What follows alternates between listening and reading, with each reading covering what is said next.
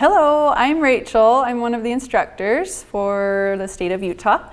I thought it'd be a good opportunity to talk to you guys about COVID-19 and child passenger safety. There's a lot of tips and tricks for navigating CPS education during a pandemic, so we thought it'd be helpful for you during this time. So COVID-19 and car seats. Because of COVID-19, a lot of your car seat events have been canceled or postponed. It's been hard on everyone because we like to get out there and do our car seat checks and educate people and use our skills. Because of that, we've been doing virtual car seat checks and in-person car seat checks. So I'm gonna talk about some tips for doing virtual car seat checks, as well as tips for in-person checks, and then just a couple of reminders about cleaning car seats. So virtual car seat checks. A lot of people have gone virtual since COVID-19. They don't want to do in-person car checks, and that's totally fine. The number one place where we would recommend caregivers to go is to the manufacturers. So the car seat manufacturers have a lot of assistance they can offer caregivers right now. If a caregiver calls you or has questions, just find out what kind of car seat they have and refer them to the manufacturer. They can contact them through the phone, the email. They have online resources.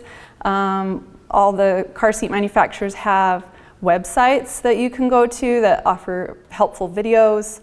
But since COVID-19, a lot of car seat manufacturers have started doing virtual car seat checks, where they can actually see the car seat the caregiver has and the vehicle, and they can give them specific help on how to install their car seat. So it's really, really nice. That would be the number one tip, is just refer the caregiver to the actual manufacturer. Also, another great virtual resource is YouTube videos. YouTube, again, anyone can post to YouTube, so make sure it's a reliable source. One of the most reliable sources is the CPS board, which is the Child Passenger Safety Technician curriculum. And so go on YouTube and subscribe to CPS board, and on there they have installation videos for all car seat types. They have installation videos for rear-facing car seats, convertible car seats, forward-facing car seats, as well as booster seats, that you can just get the caregiver's email and find the video that goes with the type of car seat they have and just email it to them. That way they have that resource, and that will help them.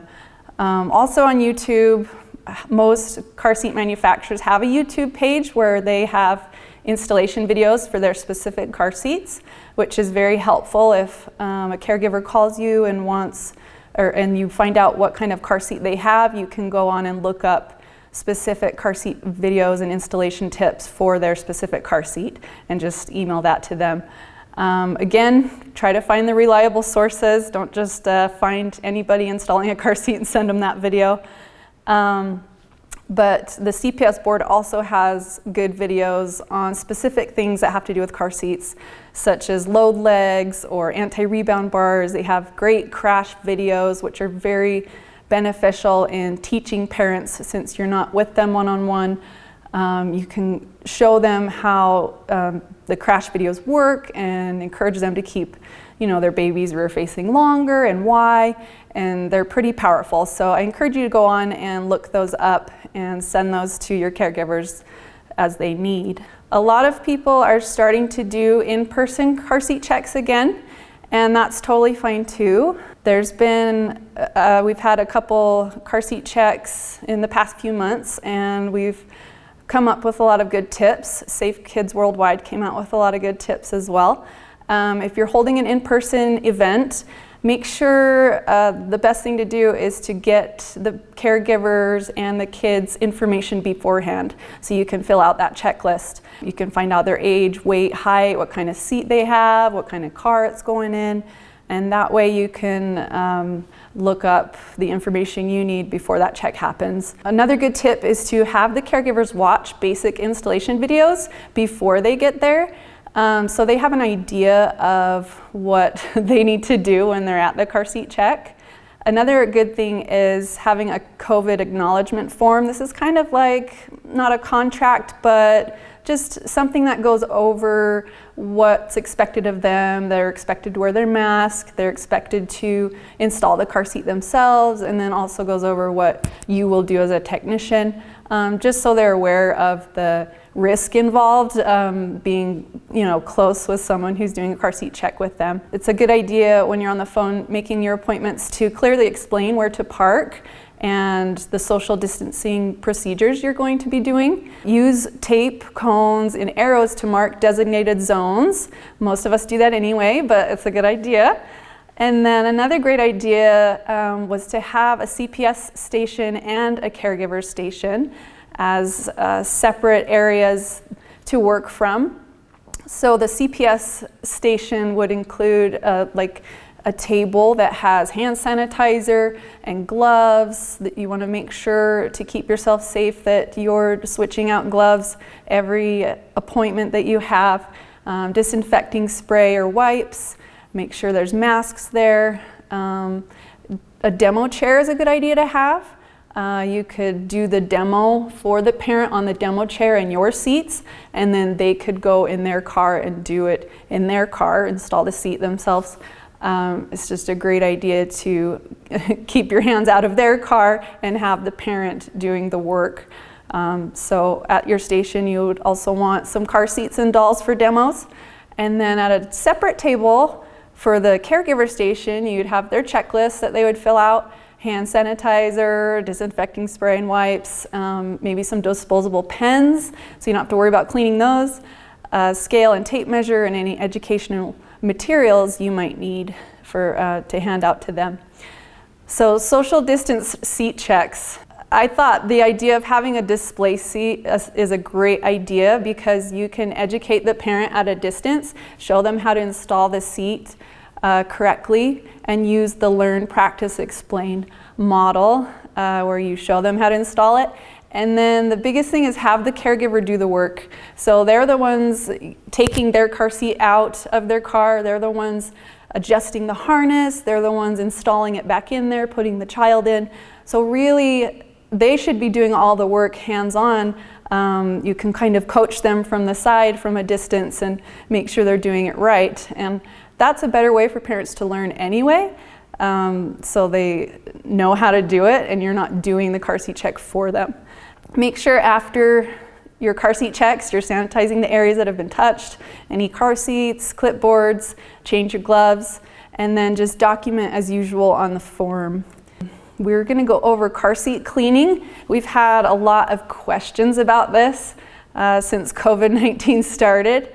So we thought we'd go over some tips with you. The number one thing we learned in the car seat certification course is to follow manufacturer's instructions. Every car seat has a different way they'd like you to clean their car seat. And we found that since COVID-19, some manufacturers are easing their recommendations for cleaning. So make sure to check the car seat manufacturer's website for the latest info on how to clean the car seats. If we do clean incorrectly or use a hot dryer or something we're not supposed to do, that could change the flame retardancy on the materials or the performance in a crash. So it's really important we clean the materials of car seats the correct way. Good idea is to take photos before you take the whole car seat apart, because we've all been there where we can't remember how it goes back together and we spend too much time doing that. So take some pictures before you take that car seat apart. So how to clean a car seat. I try to avoid taking car seats apart if I don't have to. So if you can just vacuum up the car seat or spot clean spills or stains that are there, that's the best idea to do than to take the whole thing apart to clean it. Spot clean is pretty easy. You'll just use a mild soapy solution. We use soap and water to wash our hands, so you can do the same thing with car seats. You can use a mild detergent is acceptable, but just getting a little rag and just wiping off any stains or anything that needs to be cleaned on it. You always want to avoid strong chemicals. Again, that can change the flame retardancy on the padding, or sometimes the manufacturer will approve or recommend to use a washing machine, and that's okay if the manufacturer says it is, but only if the manufacturer approves. Avoid hot water, high heat, that can damage or shrink the material. So usually you'll just air dry if it is wet. A lot of times car seat buckles get sticky and nasty and don't come undone like they're supposed to. And so to clean those buckles, you never want to use oil or soap or any chemicals to clean those up, because that can affect the performance in a crash. The best thing to do is just take the buckle off of the car seat and soak it in water and let it agitate for a little bit. Press the button a few times and then take it out of the water and let it air dry.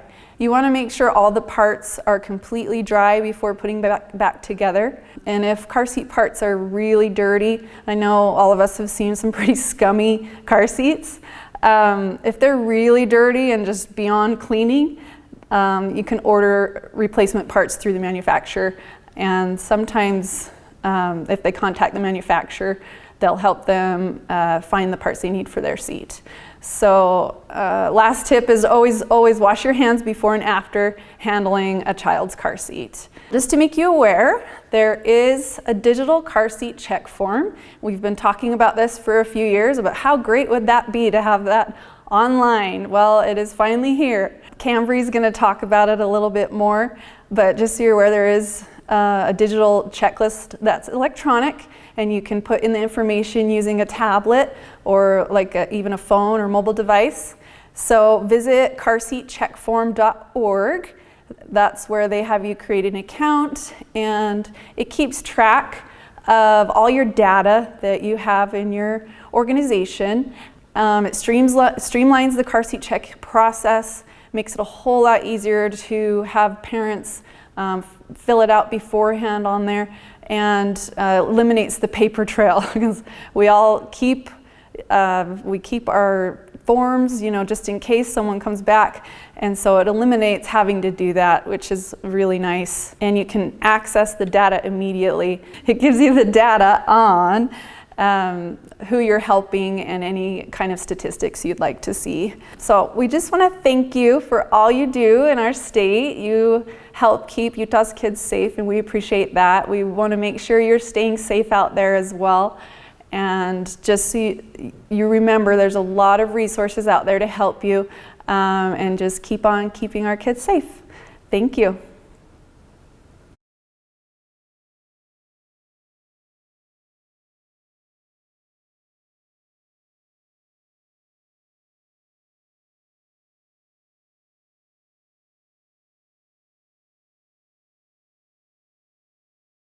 Hello technicians, hope everyone is doing well and surviving during this time. We're so excited to be able to reach out to you and still have this little bit of interaction and teach you a little bit about what's going on. So today I'm going to talk a little bit about the checkpoint form, but for those of you who don't know me, I'm Cambry Applegate and I am part of the instructor team. We have had some changes. I used to be the director at Safe Kids Utah, but am no longer in that position. So I am just loving life, being able to enjoy my time as an instructor full time. So with the checkpoint form, we're gonna go over a little bit of how you would sign up to get an account on the digital checkpoint form website. And I'm gonna go over a little bit about how to fill it out. It's pretty similar to the paper checkpoint forms that you guys are used to, but I want you guys to get a little bit used to this technology, because moving forward, we're really going to be moving in the direction of using the digital checkpoint or checkpoint form, just because our circumstances are kind of necessitating that. So we're hoping to be able to get some grant money for the local coalition so that they can purchase some devices that they can use at checkpoints. But you can also just bring your own cell phone, or if you have a tablet you want to use, and you can also just use it on your own as well. So without further ado, let's dive in. Okay, so when you go in, you will first start off by going to carseatcheckform.org, and this is where you will need to make an account. It does take a couple of days for the system to see that you registered and to get back with you about that you are official, because they have to check your technician number to make sure that you are actually still an active technician. So you will come in here. First thing you'll do is go in, click on create a new account. And you will see, you'll go through, you'll fill out your information. Right here, it says that you need to upload a copy of your national certification wallet card below. I'm gonna pop over to my Safe Kids account or my certification account so you can see where you can easily download that without having to do anything else. So if you go to cert.safekids.org, your login information will pop up. Hopefully you know your login and your password. If not, you might take an extra step to get those figured out if it might have been a little while since you've logged in. And the certification site has changed a little bit. So as you're going through, you might see some stuff that you're not used to, especially if it's been a while since you've logged in. So hopefully here, okay, so it pulled up with all my details. This is a good time to actually go in and update anything that you need to update. If you see the email is wrong or phone number, or if you've changed jobs, make sure that you go in and you get that taken care of. So there's a couple of places you can go. You can either click on this print wallet card here on the actions number 2, at least on mine, or down here a little bit ways under certification information, you can click on print wallet card. And I believe both of these links will just download a PDF of your wallet card. Yep, we see a little PDF down here is downloading. I'm not going to wait for that to download, but that's where you would grab your certification card and then upload it here into the account website. Okay, go through, put in all of your other information. Do note that you don't have to fill in this agency information. That is for state administrators. Click that you're not a robot, create a new account, and then what will happen is nothing. So don't get concerned. It'll probably have like a confirmation page, but it will take 1 to 2 days before they get back with you to let you know that you are official. So once you're official, you go in, put in your username and password at the carseatcheckform.org.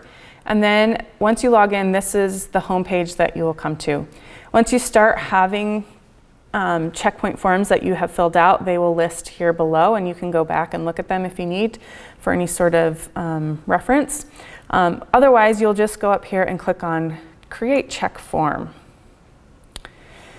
And then honestly, from here on out, it's pretty similar to what you are used to. There's a few new things that are a little bit different than what they were before. And you'll notice that they have starred anything that is required to fill out. This first section is the caregiver information, so you'll just go through and make sure that you get all that information from the caregiver that they are wanting to give you. And you will see really the only thing that is required in that part is the state that they are located in or from. And then you'll see the signature box. They can use their finger to do this, or if you're on a computer, you can use the mouse, whichever is easiest. Or there is an option to click this. Signature is on a paper check form. So if you also have a paper form that you're using, you can have them sign one or the other. They don't have to do both. Put in the date you're doing the inspection, so that if it's an event, you'd put in the date of the event or the day that you're doing the inspection. And if you want to put in more information, like this was a Safe Kids Davis County event, just to help you remember a little bit about the event.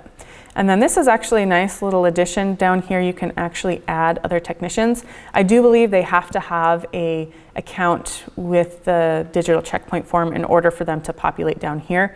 But you might, I'm not sure if you can just add them in, or if they actually, I know when I put in mine, it pops up for my name.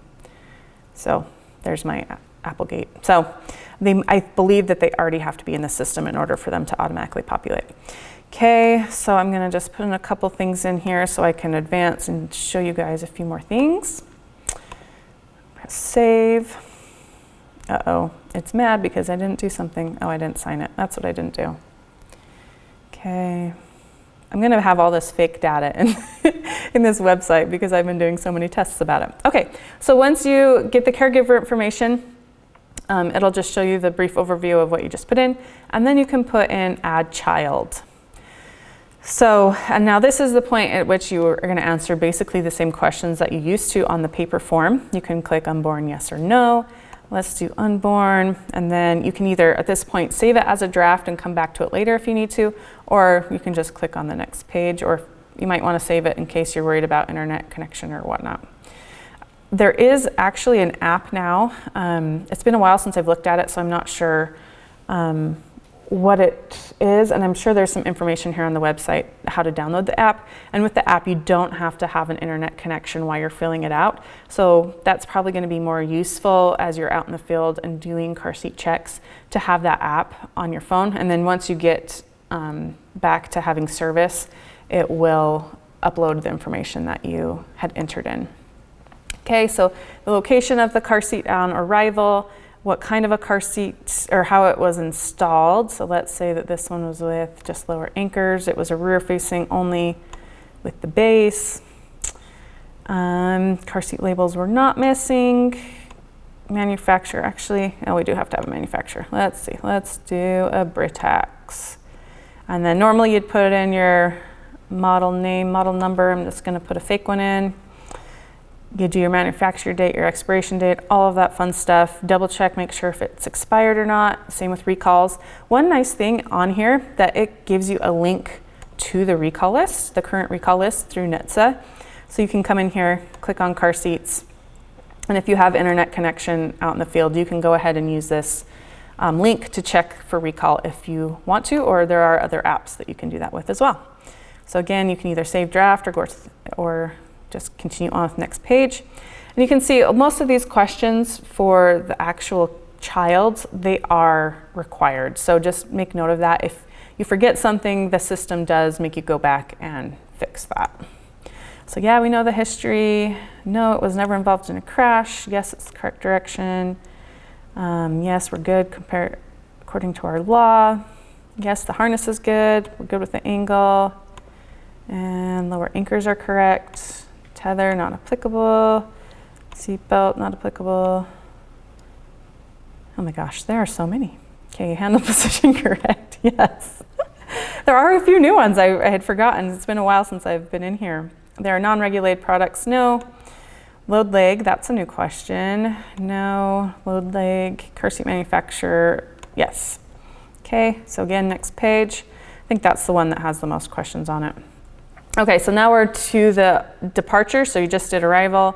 Now we look at, okay, when they're leaving, what's going on? We're gonna say again, it's lower anchors.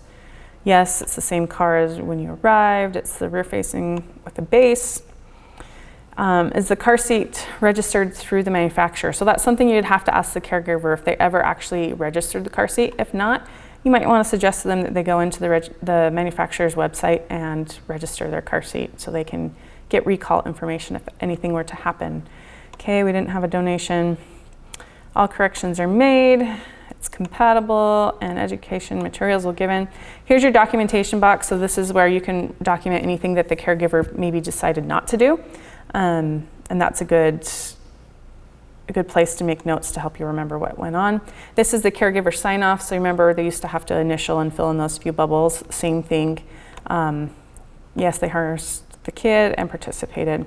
They put in their initials, what device was used. So if you want to make some extra notes to yourself, you can do that.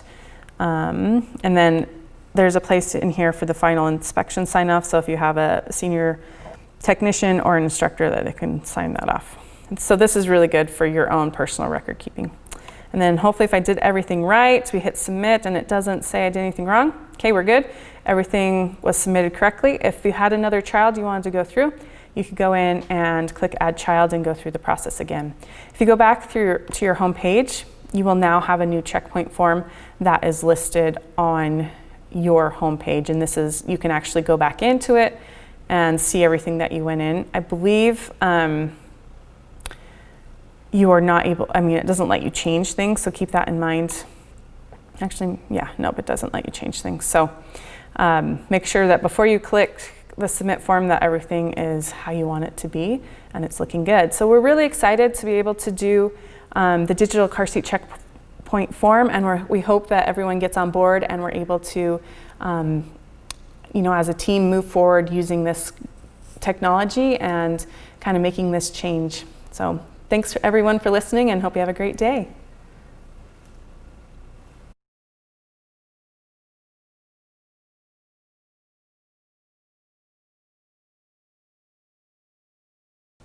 Hi, my name is Bonnie Hargraves, and I'm excited to talk with you today about counterfeit car seats. So I want you to take a look at my picture right here. This is a picture of a car seat that came in to a car seat checkpoint that we had here in Salt Lake City 2 months ago. And if you're familiar with the Duna car seat, this seat looks like the Duna car seat. But it actually was a counterfeit, which is kind of scary to think about, that these counterfeits are out on the market and kind of infiltrating our world. And so today I hope as we go through this, you'll be able to learn the skills that you need to be able to spot a counterfeit and kind of know how to talk to the caregiver and see what you can do in this situation. So why does this matter? Why does it matter? Our number one reason is safety, right? We care about kids and we care about keeping them safe. And if someone is using a fake car seat or a counterfeit car seat, it is not safe. It has not been crash tested. It is not regulated by the government. So really, it's not safe to put a child in a counterfeit car seat or a fake car seat. And also, caregivers need to be educated on this so that they can know what they can do and what to look out for. So, but really, the biggest reason is the safety for the children. That's why we are so concerned about this. I want to show this video clip. In a simulated 30-mile-per-hour collision, this infant car seat lurches forward and fractures near the seatbelt path, sending shards of plastic into the air, failing a standard test required under US federal safety regulations. This is where we bought that car seat, on Amazon, part of an alarming trend. Copycat or counterfeit versions of popular children's products turning up for sale, unchecked, unregulated, and in this case, potentially unsafe. The seat we purchased is designed to look like a Duna, a sought-after brand of car seat that folds out into a stroller. The Amazon listing even used some of Duna's own promotional images, and it's about $200 cheaper than the real thing. 2 pediatricians who watched this video told us a child in this seat would have been at serious risk of head and neck injuries. We also showed the results to Duna. It's unbelievable to see how a product that looks very much like ours performs completely different in a crash test. We did put a genuine Duna through the exact same crash test in the same lab. It remained intact, meeting federal standards. Duna says this isn't just an Amazon problem. It's been working with various e-commerce platforms for more than 2 years now to take down counterfeit products. We've taken down just this year more than 40 pages which had infringing products or fake products just on the Amazon platform alone. And if you assume that each one of these pages is up for 3 to 7 days, then you're talking about a good period of the year in which fake products, dangerous products, are being sold on Amazon. Shortly after we purchased the fake car seat in October, the Amazon listing was taken down. After seeing our crash test report, Amazon emailed customers who had bought the product, urging them to stop using it immediately and offering a full refund. We reached the What I really wanted you to see from there was the crash test, where you could see they had the real Duna and the fake Duna, and they put those two side by side, and you could see that this fake counterfeit car seat did not hold up like it should in a crash. And that's what's going to happen. It's just not going to keep kids safe. So as I was doing some research, I found some other fake products. This one shows the MyFold booster. So the one on the top is a fake, and the one on the bottom is the real actual MyFold. And I brought one here too to show. Okay, so I just wanted to show you, this is the actual legit MyFold. And right here on the edge here, you can see this is metal.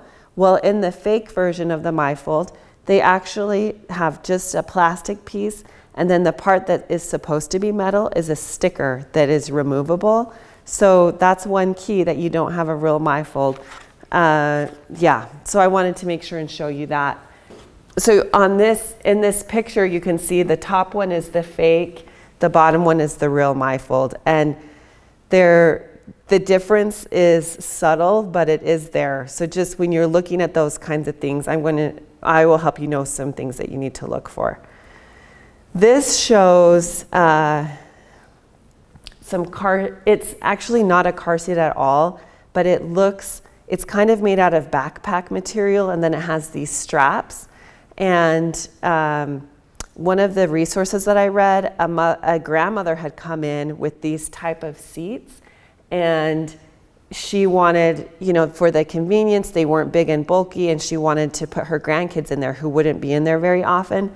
But these are literally death traps for children. This is not, like I talked about, this is not regulated. They're made in China or some other location, and they are sold everywhere online.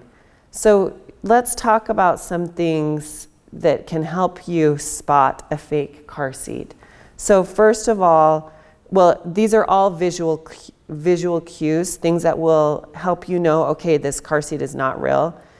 First is the registration card. If the registration card is missing, then you'll know, okay, there's no registration card. That could be a fake. The second one is the instruction manual. A lot of these fake car seats don't even come with instructions. And so you want to look and see, is there an instruction manual there? If you're dealing with a car seat that has a 5-point harness and it doesn't have a chest clip or a retainer clip is missing, that's another key that it could be a fake car seat. And then for me, the biggest hint was the labels on the car seat. Either there were very few labels, or they could be in Chinese or another language. We know on a legitimate car seat, it has to say somewhere on the car seat that this passes the Federal Motor Vehicle Safety Standard 213, and that information will be missing on a fake car seat.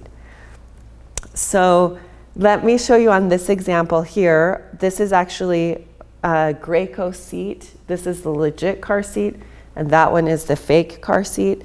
So you can see when you look closely, the legit car seat has all those labels. The fake car seat, the labels are gone. Also on the bottom of this seat, the fake car seat doesn't have a splitter plate back there. It's kind of missing that part. Just the harness strap is looped through. And then another thing is the car seat felt really flimsy, like the plastic could bend on the car seat.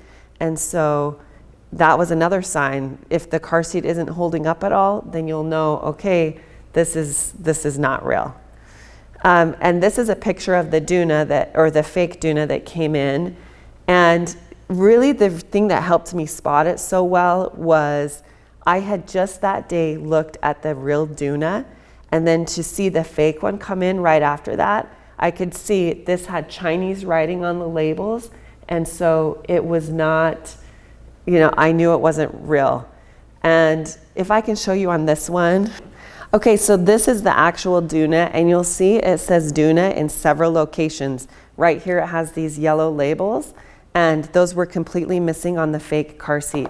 Also on the canopy here, it has Duna in big letters, and then this right here, it has another Duna tag. So on that fake car seat, all of those things were missing. It was just plain gray, and it didn't have any of the safety labels were also missing. So you definitely want to look out for those things on a fake car seat. They won't be there on a fake seat. So when you come across something like this, you are going to want to ask some more questions to the caregiver. So let's go through some of those questions that you want to ask.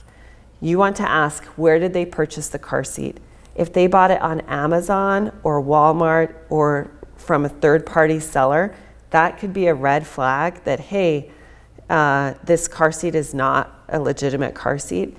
Especially because Amazon and Walmart, they both allow third-party sellers, which means anyone can get on there and sell something. It doesn't have to be specifically from Amazon. So you want to find out. And when I talked to the lady that came in with the fake Duna, she had purchased it from Amazon. So that was a hint to me that, okay, this could be a fake seat. And then you can also follow up with how much did they pay for the seat. If the deal was too good to be true, it could be a fake. The woman that came in with the fake Duna, she actually bought it on Amazon and she had paid $300 for the seat, and a regular price Duna is around $500. So, you know, if the deal's too good to be true, it could be a fake. Watch out for that.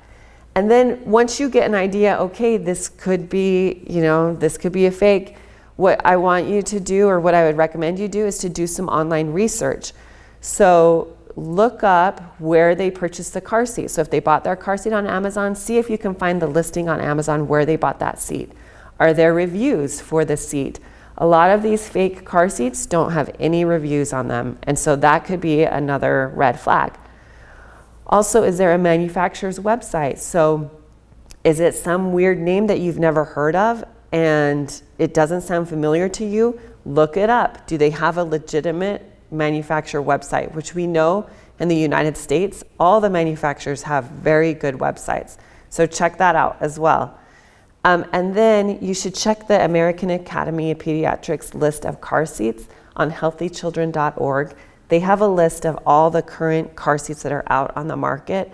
And so if whatever brand name you're looking up is not on there, that will be another clue that this could be a fake car seat. Also, this piece of advice, ask an expert. If you're at a car seat checkpoint, turn to some other car seat technicians. If an instructor is there, ask an instructor. Hey, have you ever seen this before? When it happened to me, I immediately went to another instructor who had shown me the Duna seat earlier, and I said, hey, I think this is a fake car seat. And I had her come over and we looked at it together. It's just so much more helpful if you can get more input from someone else that can help validate what you think you're finding. And then the important thing is how to respond to the caregiver. So we don't want to make them feel like an idiot, right? Definitely what you don't want to say is, oh my gosh, what is that thing? Like, I've never seen anything like this before. And you don't want to make them feel terrible about the seat that they've purchased. They probably already feel bad that they spent, money on something that really is not useful. So just be mindful of that. Instead, you might say, I think this car seat might be a counterfeit. Let's see what we can find out. You can tell them, I need to do some more research, or I need to look into it. I need to ask my colleague, but I'm thinking this car seat might be fake. And see what you can do to help. You want to be really helpful to them and help them find answers. And make sure that you thank them. At least they're there and they're coming to get information from you, and see what you can do, to help them, and be sure that you're thankful, that you thank them for coming. And remember, good, better, best. So we want them to leave safer than when they arrived. And so whatever you can do to help them know what the best practice is, which would be to not be using a counterfeit car seat. And also, I think this one is really important. Get their contact information in case you're not able to do all of this during the car seat checkpoint. You might say, hey, can I get your contact information so I can follow up with you later? I need to do some research, and then I'll get in touch with you about what I find out. So most importantly, we just don't want them to feel dumb. And with that, the situation that I was in, the lady was actually getting a new car seat. Her child had outgrown this fake car seat.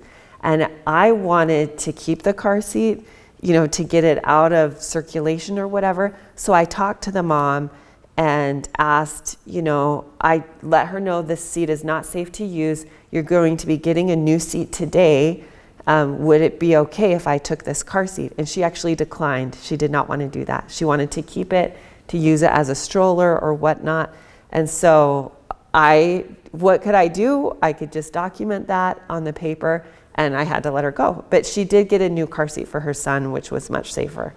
Then the next step is to file a complaint on NHTSA.gov, which they've updated their website, so you just click right there in the corner on report a problem, and then it's a non-vehicle problem, and you click on child restraint, and they actually have on a drop-down menu, I suspect the car seat is counterfeit. So you can do that. You can log a complaint on NHTSA through NHTSA, and they will also take a look at that at where the fake car seat was purchased and see what they can do to get those taken down. So some tips to give to caregivers when they're actually looking to purchase a car seat. The best thing to do is to buy from a trusted source. So you want to buy from a brick and mortar store. You want to go in person and just get it from, directly from Target. It's a legitimate car seat. But we know that's not always possible. And we know a lot of people shop online. So when you're looking online, the recommendation is not to buy from AliExpress, Wish.com, or eBay, which all are third-party sellers and where you just don't know what you're going to get. So it's best not to purchase a car seat through them. Don't buy from third-party sellers, which we already kind of talked about on Amazon or Walmart. And then also, I think this one is interesting, watch out for strange brands or misspellings in the listings. A lot of times it's like grammatical errors, or it's, the people that are selling it are from somewhere else and they don't speak English as their first language, and so there can be mistakes in there. Or like I said, it could be a strange brand, something that you've just never even heard of. So look out for those things. And remember, we want to empower caregivers to choose the safest option for their child. We want them to feel confident that they have made a good choice, and we want to make sure that they keep their children safe by getting them in legitimate car seats and not in fake car seats. So we want to give them the tools that they need to make those safe choices, which is maybe educating them more about the online process and what to look for, and then also even showing them on an actual car seat what the registration card looks like, what the labels would look like, so that they can compare and make sure that they don't get a fake seat. And these are some of the resources that I looked at when preparing for this. Just NHTSA, Safe Kids, The Car Seat Lady, CNN, The Washington Post, KTV, B7, and then St. Luke's Children's Hospital. There are lots of good resources out there if you want to look for more information on fake car seats. And hopefully we can get rid of them, get them off the market and out of circulation, and we can keep all children safe.